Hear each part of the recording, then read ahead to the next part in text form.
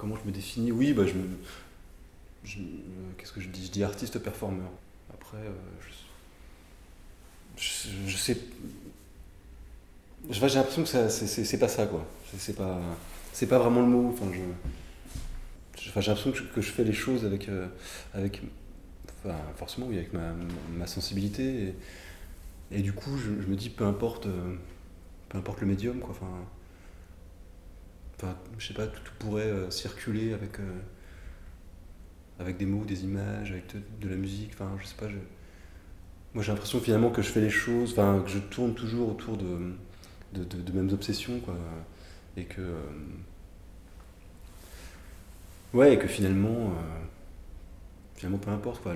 L'émotion artistique, enfin, l'émotion esthétique, finalement, elle naît de, enfin, chez moi, enfin, elle naît de tas de choses, quoi. Que ça puisse, ça vient du cinéma, ça peut venir de la musique, de la chanson, des arts plastiques. Enfin, il y a des tas de choses, quoi, finalement, qui nourrissent cette expérience-là. Et donc, ouais, je suis pas vraiment attaché à un médium, mais enfin, j'ai l'impression que ça me joue des tours des fois, quoi. Des fois, je me perds, je me dis, ça serait bien que je fasse qu'une seule activité, quoi, que je la fasse bien, et des fois, j'ai l'impression de me disperser, quoi.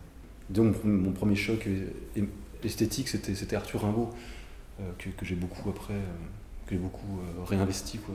Parce que j'avais appris une saison d'enfer, j'ai beaucoup expérimenté. Et je trouvais ça fascinant, quoi, cette espèce de volonté de vouloir transcender la vie, quoi, transcender l'existence. Et même si c'est forcément voué à l'échec, et c'est aussi ce que nous dit bah, enfin, son silence, quoi, finalement. Rimbaud, il arrête la poésie parce qu'il il constate l'échec de cette entreprise.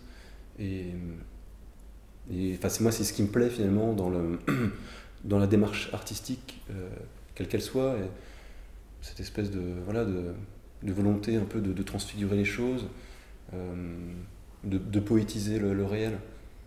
Et, et finalement, c'est un peu, enfin, c'est peut-être ce que j'essaye aussi de faire, de partir du quotidien, de, de choses vraiment, de choses triviales, et d'essayer de les détourner, ou enfin, en apportant peut-être un peu d'humour, et non pas en disant voilà le monde tel qu'il est, mais peut-être tel que j'aimerais qu'il soit.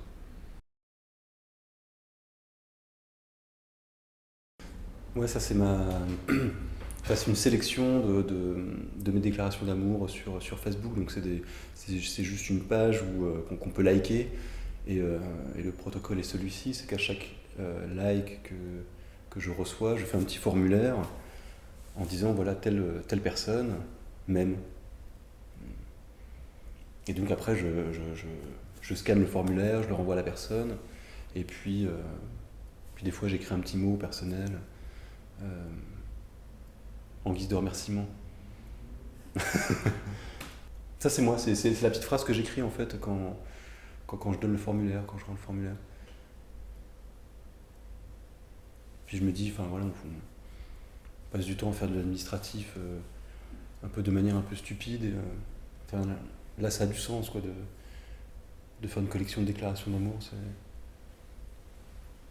C'est plus fort que la bureaucratie.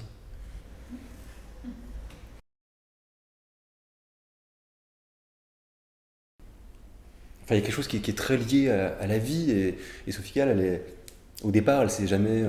Il n'y avait pas de volonté artistique derrière tout ça. Quand elle commence à déambuler dans les rues avec un carnet à noter des choses et à suivre des gens, enfin, je pense qu'il y a quelque chose qui était de l'ordre euh, ouais, de l'existence, qui la fascinait. Et c'est devenu après quelque chose d'artistique, mais ça partait avant tout ça partait avant tout de l'humain et de la sensibilité. Et moi, je trouve ça très beau quand elle demande à sa mère d'engager un détective privé pour la suivre dans les rues. Euh, voilà, ça questionne l'individu ouais, de savoir qui on est. Et oui, donc voilà, il y a des choses qui me touchent chez Sophie Calle, d'autres non, parce que des fois c'est assez. c'est assez prosaïque et ça manque peut-être des fois enfin à mon sens, de poésie, de légèreté, mais je trouve ça quand même souvent touchant. Et, et oui, et cette photo, donc la photo là, avec Sophie Calle, oui, c'était. Enfin, au début, c'était pour rire parce que j'avais vu quelqu'un enfin, un visiteur, enfin, puis moi aussi j'étais un visiteur qui faisait photographier avec elle, qui avait demandé. Puis du coup, je me suis dit, ah bah non, mais j'ai envie de faire une photo avec elle aussi, quoi, pour rire. Et, et cette photo, je la trouve vraiment. Enfin, c'est vrai qu'elle me fait rire, quoi. Le petit texte qui l'accompagne, c'est quasiment vrai, quoi. Et enfin, voilà, j'ai l'impression d'être avec ma maman, d'être en vacances avec ma maman.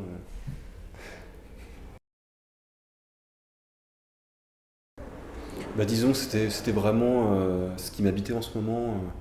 Euh, Enfin, cette histoire de lieu, où l'on vit, où l'on grandit.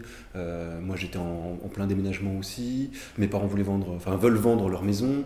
Et d'un seul coup, j'ai l'impression de plus du tout, de perdre tous mes repères, de plus savoir où stocker mes affaires.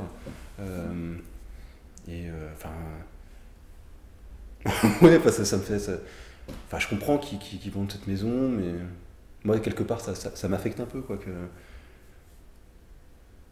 Et donc voilà, oui, c'est pour ça, il y a l'histoire du panneau à vendre, que enfin, je m'amuse un peu sur ce panneau à vendre que je voulais voler, et puis enfin, c'est ce que je raconte dans l'expo, quoi, que plusieurs nuits je viens voler le panneau à vendre pour m'opposer à la vente de la maison. Euh, ben voilà, puis je voulais aussi, je voulais créer un KissKissBankBank pour acheter la maison, mais du coup c'est pas passé. Le projet a été refusé, parce que c'était un projet trop personnel. Mais du coup, c'était plutôt pour rire. Enfin, moi, je voulais pas atteindre les 230 000 euros. C'était juste histoire de. C'était pour le faire, quoi. C'était l'action que je trouvais belle, de se dire tiens, allez, j'essaye de trouver 230 000 euros pour acheter la maison de mes parents. C'est sûr que le but aurait été atteint, j'aurais été un peu emmerdé, quoi.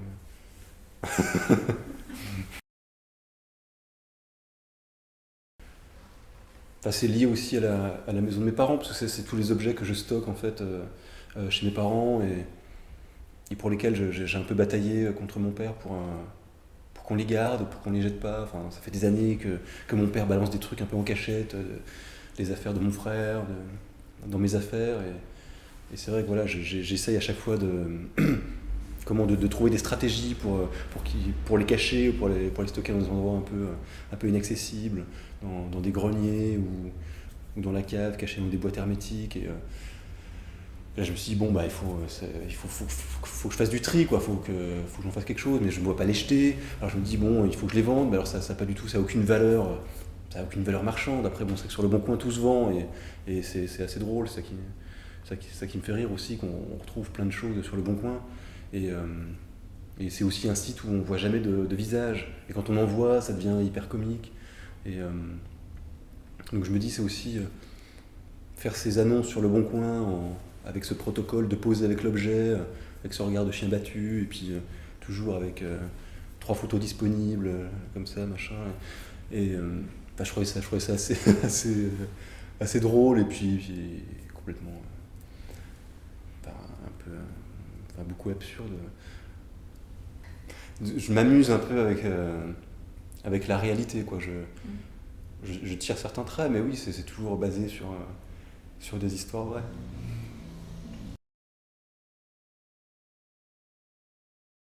Donc c'est une série qui s'appelle Mes parents heureux. Et donc voilà, c'était qui dit que, enfin, je voulais montrer que c'était pas enfin, qu'il fallait pas vendre cette maison parce que mes parents sont heureux dans cette maison. Et donc je les ai fait poser dans différentes situations, enfin dans toutes les pièces de la maison, dans les coins du jardin, euh, où ils rejouent en fait des jeunes mariés et ils sont en tenue, enfin, en tenue comment confortable, ils sont avec leur peignoir. Et donc voilà, enfin, c'était pour dire ça, quoi, enfin, qu'ici on est heureux, que ça sert à rien de vendre cette maison. Et la vidéo dans le sous-sol, eh ben, elle anticipe un peu le déménagement, parce que j'ai fait ça quand ils n'étaient pas là, donc ils ont pas su que j'avais vidé toutes les pièces de la maison, enfin, j'ai tout replacé après. Et donc j'ai filmé, voilà, plan par plan, j'enlève un objet, enfin, je refilme, j'enlève un objet, je refilme, etc. Donc c'est un peu du stop motion en image, mais c'est fait en vidéo. Et donc oui, j'ai fait ça sur une semaine quand ils étaient absents. Donc il y a plusieurs plans comme ça où j'évacue les meubles et les objets de la maison. Pour l'instant, elle est toujours en vente. J'ai pas trouvé de solution pour la racheter.